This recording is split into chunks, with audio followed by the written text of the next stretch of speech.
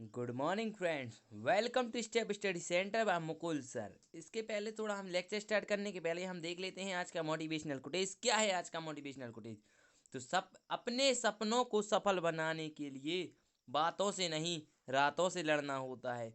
समझ में आया? अगर आपको अपने सपने सफल बनाने हैं तो आप बातों से मत लड़िए। कोई व्यक्ति अगर आपको टोक देता है या आपकी बात काटता है तो उसको मत करिए। आप क्या करिए, रात रात भर जग कर अपनी मेहनत कीजिए, जिससे कि आप जो सफलता प्राप्त करना चाहते हैं, जिसकी वजह से वो व्यक्ति लड़ रहा है आपसे, उस बात को वो लड़ना भूल जाए। क्योंकि जब आपको वो आपकी सफलता मिल जाएगी ना, तो सामने वाले व्यक्ति का छोटा सा छूटा रह जाएगा और आप बिल्कुल अपनी एटीट्यूड में फुल हो जाएंगे। इसीलिए कह रहा हूँ, अपने सपनों को सफल बनाने के लिए बातों से नहीं रातों से लड़ना सीख लो। अगर रातों से लड़ना सीख जाओगे तो तुम्हारे लिए रातें और दिन दोनों ही अच्छी हो जाएंगी और कोई भी आपसे लड़ेगा नहीं। तो हम बढ़ते हैं आज की लेक्चर की तरफ। क्या है हमारा आज का लूसेंट का लेक्चर? तो हम इसके पहले तक पढ़ चुके हैं कि ध्वनि की चाल के बारे में पढ़ा था हमने, और ध्वनि का विभिन्न प्रकार की ताप पर दाब पर क्या क्या प्रभाव पड़ता है उसके बारे में पढ़ चुके हैं।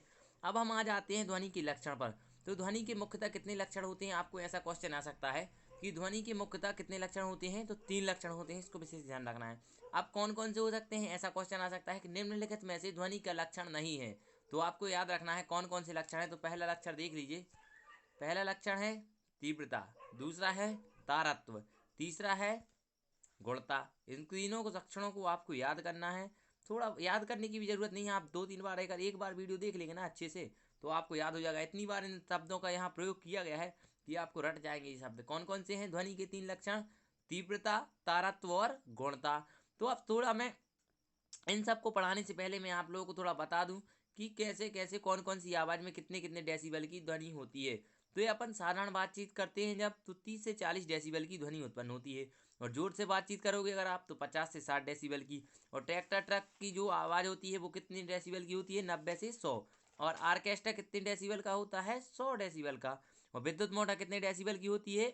110। और मोटरसाइकिल कितने डेसिबल की होती है? 110। और सायरन या कितने डेसिबल की होती है? 110। और 110 से 120 तक। और जेट विमान जो देखा है आपने आसमान में उड़ता है, वो कितने डेसिबल तक ध्वनि उत्पन्न करता है? 140 से 150 तक। और मशीन गन जो है, जो आर्मी वाले चलाते हैं, वो कितने डेसिबल की ध्वनि उत्पन्न करती है? 170 डेसिबल की। अब मिसाइल कितनी ध्वनि उत्पन्न करती है? 180 डेसिबल की। इसको ध्यान रखना है।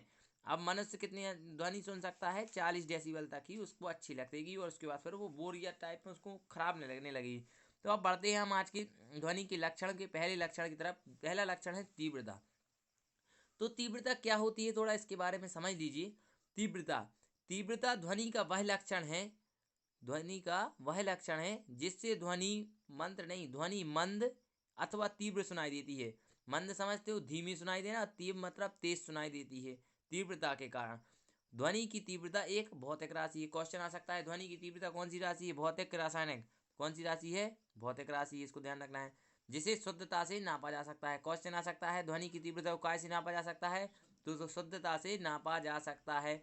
अब दूसरा क्वेश्चन यहाँ क्या आ सकता है कि माध्यम के किसी बिंदु पर ध्वनि की तीव्रता उस बिंदु पर एक आम क्षेत्रफल लिखा है, जो यहाँ एकांक है। क्या है यहाँ? एकांक क्षेत्रफल लिख दे रहा हूँ मैं, 2 मिनट।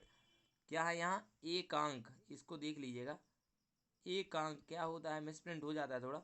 एकांक क्षेत्रफल क्या लिखा है इधर? एकांक क्षेत्रफल से प्रति सेकंड, क्या एकांक क्षेत्रफल से प्रति सेकंड तल के लंबवत गुजरने वाली ऊर्जा के बराबर होती है। इसको आपको समझ में आ गया होगा कि कैसी होती है। कि माध्यम के किसी बिंदु पर, क्या लिखा है यहाँ देख लीजिए, माध्यम के किसी बिंदु पर ध्वनि की तीव्रता उस बिंदु पर एकांक क्षेत्रफल से प्रति सेकंड तल के लंबवत गुजरने वाली ऊर्जा के बराबर होती है।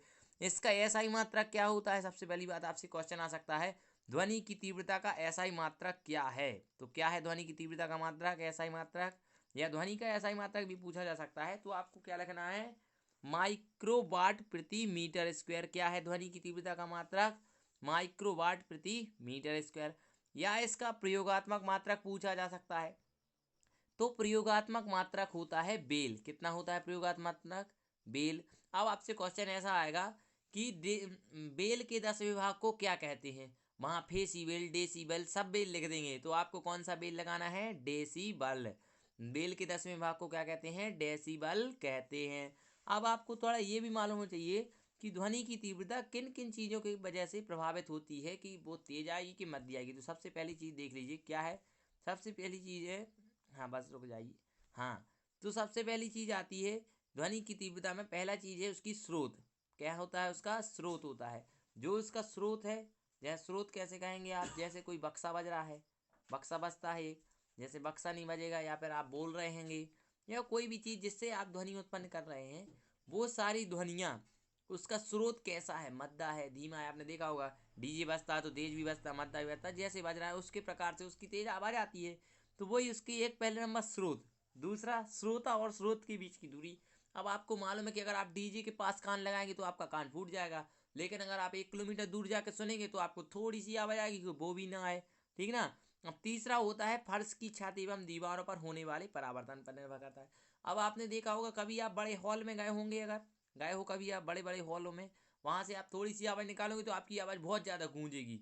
लेकिन अगर आप छोटे से कमरे में गए हो झुग्गी झोपड़ी में, तो उसकी आवाज़ आपकी बिल्कुल नहीं गूंजती है। क्यों? क्योंकि जो वहाँ की दीवारें होती हैं वो ध्वनि को ससोक लेती हैं या अपने अंदर अवशोषित कर लेती हैं। लेकिन जो बड़े बड़े हॉल होते हैं वो उस ध्वनि को परावर्तित कर देते हैं। इसको आपको समझ में आ गया होगा क्या? पहला है ध्वनि की तीव्रता काय पर निर्भर करती है। क्वेश्चन आता है यूपीएससी में, सीडीएस, एनडीए, असिस्टेंट कमांडेंट वगैरह में, कि ध्वनि की तीव्रता निम्नलिखित में से निर्भर करती है या फिर निर्भर नहीं कर सकती। या कूट में आएगा तो ये तीनों ऑप्शन दे देंगे, या फिर निर्भर नहीं करती है तो ये तीनों ऑप्शन मालूम होंगे आपको जब तो आप चौथा लगाएंगे, ठीक ना। तो इसको ध्यान रखना है। आप देख लीजिए दूसरी बात क्या है यहाँ। ध्वनि की तीव्रता आयाम के वर्ग के अनुक्रमानुपाती तथा आवृत्ति के वर्ग के अनुक्रमानुपाती होती है। कैसी कैसी होती है? आयाम के वर्ग के अनुक्रमानुपाती तथा आवृत्ति के वर्ग के अनुक्रमानुपाती तथा माध्यम के घनत्व के अनुक्रमानुपाती होती है। अब तो ये देख लीजिए आप, आवृत्ति के वर्ग के अनुक्रमानुपाती, आयाम के वर्ग के अनुक्रमानुपाती और माध्यम के वर्ग के अनुक्रमानुपाती होती है। अब इसके बाद देख लीजिए, विश्व स्वास्थ्य संगठन ने मानव के लिए कितनी ध्वनि पूछी है, कि कितनी ध्वनि मानव के लिए अच्छी होती है, या स्वस्थ मानव के लिए कितनी ध्वनि पर माने आवश्यक है, इससे ज़्यादा ना सुने। तो ये क्वेश्चन आपको आ सकता है कि विश्व स्वास्थ्य संगठन के अनुसार कितने डेसिबल की ध्वनि मानव के लिए सर्वोत्तम है। तो कितने डेसिबल की है? 45 डेसिबल की ध्वनि मानव के लिए सर्वोत्तम है, इसको ध्यान रखना। अब विश्व स्वास्थ्य संगठन ने कितने डेसिबल से ऊपर की ध्वनि को मानव के लिए हानिकारक बताया है? तो 75 डेसिबल से ऊपर की ध्वनि को मानव के लिए हानिकारक बताया है। ये भी क्वेश्चन आ सकता है आपको। अब आपसे ये क्वेश्चन आ सकता है कि मनुष्य आकर, ये क्वेश्चन तो नहीं आएगा लेकिन मैं फिर भी आपको पढ़ा दे रहा हूँ तो आप अच्छे से ध्यान रखिएगा। ये लिखा है, मनुष्य तो 130 डिग्री तक की ध्वनि सुन सकता है, या फिर वो तो जितनी चाहे सुन सकता है, जितनी उसकी इच्छा है उतना सुन सकता है। जब कान फूट जाएंगे, बहरा हो जाएगा, कान से खून निकले लगेगा।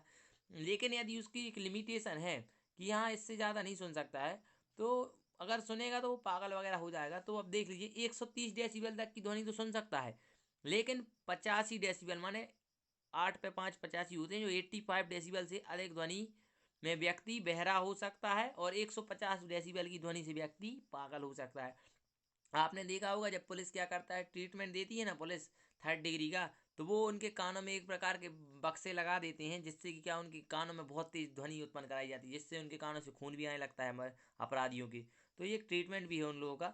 अब आते हैं दूसरे लक्षण पर। दूसरा लक्षण है तारत्व। तो तारत्व क्या होता है? तारत्व, ये क्वेश्चन अभी आ चुका है सीडीएस में, इसको विशेष ध्यान रखना। सीडीएस में आया था 2016 में, कि तारत्व ध्वनि का वह लक्षण है जिसके कारण ध्वनि का मोटा या तीक्ष्ण होना मालूम पड़ता है। ध्वनि का मोटा या तीक्ष्ण होना समझ में आया? आपने लड़कियों की आवाज़ भी सुनी होगी और लड़कों की आवाज़ भी सुनी होगी और बच्चों की आवाज़ भी सुनी होगी। जो लड़कियां होती हैं उनकी आवाज़ क्या होती है? तीक्ष्ण होती है, पतली आवाज़ होती है। लेकिन जो लड़के हैं, जैसे मैं बोल रहा हूँ तो थोड़ी मेरी आवाज़ क्या है? मोटी है। तो मेरी आवाज़ काय के कारण मोटी है? किस चीज़ के कारण है? तो तारत्व के कारण ही मेरी आवाज़ मोटी है। अब क्वेश्चन ऐसा आ सकता है, पहले नंबर तो आपने पढ़ लिया, ध्वनि का वह लक्षण जिसके कारण ध्वनि का मोटा या तीक्ष्ण होना मालूम पड़ता है, तारत्व कहलाता है। अब जैसे जैसे ध्वनि की आवृत्ति बढ़ती है वैसे वैसे ध्वनि का तारत्व बढ़ता है। क्वेश्चन आ सकता है, ये क्या है, जब भी मैं आपको ऐसा क्यों पढ़ा रहा हूँ इसको ध्यान रखिएगा, कि डिस्क्रिप्टिव साइंस पढ़ने का ही फायदा है। अगर आप ऐसा पढ़ेंगे कि डायरेक्ट एक एक शब्द पढ़ते जाएंगे ना, तो आपको कुछ नहीं बनेगा, क्योंकि सब लोग वही पढ़ रहे हैं, लेकिन जो डिस्क्रिप्टिव पढ़ता है ना उसी पर सब क्वेश्चन बनते हैं। तो हम देख लेते हैं क्या लिखा है। जैसे जैसे ध्वनि की आवृत्ति बढ़ती है वैसे वैसे ध्वनि का तारत्व भी बढ़ता है तथा ध्वनि तीक्ष्ण अथवा पतली होती जाती है। अगर आवृत्ति बढ़ेगी तो उसका तारत्व क्या होगा, बढ़ेगा, और उसकी वो क्या होगी, तीक्ष्णता पतली होगी, और ध्वनि की आवाज कैसी होगी, पतली होगी। इसको ध्यान रखना है। अब देख लीजिए, ध्वनि का वह लक्षण जिसके कारण, क्या, ध्वनि का वह लक्षण जिसके कारण समान तारत्व, समान तीव्रता तथा समान तारत्व की ध्वनियों में अंतर प्रतीत होता है। समान तीव्रता तथा समान तारत्व की ध्वनियों में अंतर प्रतीत होता है, गुणता कहलाता है। क्या कहलाता है, गुणता कहलाता है। गुणता अधिस्वर, गुणता अधिस्वर पर निर्भर करता है। काय पर निर्भर करता है, अधिस्वर पर निर्भर करता है। समान तीव्रता तथा समान तारत्व की ध्वनियों में अंतर प्रतीत होने का कारण है, क्या, समान तीव्रता की ध्वनि, समान तारत्व की ध्वनियों में अंतर प्रतीत होने का कारण यह है कि उन ध्वनियों में मूल स्वर के साथ साथ विभिन्न संख्या में सन्नादी उपस्थित होते हैं। क्या होते हैं, विभिन्न संख्या में सन्नादी उपस्थित रहते हैं। कोई स्वर एक ही आवृत्ति का नहीं होता। क्या नहीं होता है, कोई स्वर एक ही आवृत्ति का नहीं होता है। उसमें ऐसे भी स्वरक मिले होते हैं जिनकी आवृत्तियां भिन्न भिन्न होती हैं। क्या है, जिनकी आवृत्ति क्या होती हैं, भिन्न भिन्न होती हैं, एक ही आवृत्ति की नहीं होती है। आवृत्ति भिन्न भिन्न हो सकती है, ये नहीं कि एक ही आवृत्ति की हो तो एक ही सी रहेगी, अलग अलग आवृत्ति भी हो सकती हैं। इसको ध्यान रखना है आपको। अब थोड़ा आगे बढ़ लेते हैं। इसके बाद क्या लिखा है, जिस आवृत्ति में स्वरक की प्रधानता रहती है उसे मूल स्वरक कहते हैं। इसको ध्यान रखना, क्वेश्चन आ सकता है, जिस आवृत्ति में स्वरक की प्रधानता होती है उसे कौन सा स्वरक कहते हैं, तो मूल स्वरक कहते हैं। और बचे हुए स्वरकों को सन्नादी कहते हैं। क्योंकि देखिए, आपको वहाँ क्वेश्चन में एक मूल स्वरक भी लिखा रहेगा और सन्नादी स्वरक भी लिखा रहेगा, और दो ऑप्शन और दे देंगे स्वरक की। तो आपको जो जिस आवृत्ति में स्वरक की प्रधानता रहती है उसे मूल स्वरक, और जो बचे हुए स्वरक होते हैं उसे सन्नादी स्वरक कहते हैं। इसको ध्यान रखना है।